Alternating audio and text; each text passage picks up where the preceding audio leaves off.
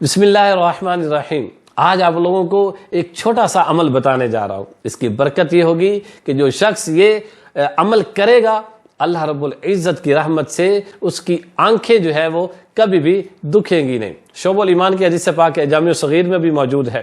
حدیث پاک کیا ہے کہ قال رسول اللہ صلی اللہ تعالی علیہ وآلہ وسلم من اکتحل بالاسمد، جو شخص بھی سرمہ اسمد لگائے یوم عاشورہ، جو بھی یوم عاشور کو یعنی عاشورہ کے دن 10 محرم الحرام کو اپنی آنکھوں میں اسمد سرما لگائے تو اس کی برکت کیا ہوگی کہ لم یرمد ابداً، اس کی جو آنکھیں ہیں وہ کبھی بھی دکھیں گی نہیں۔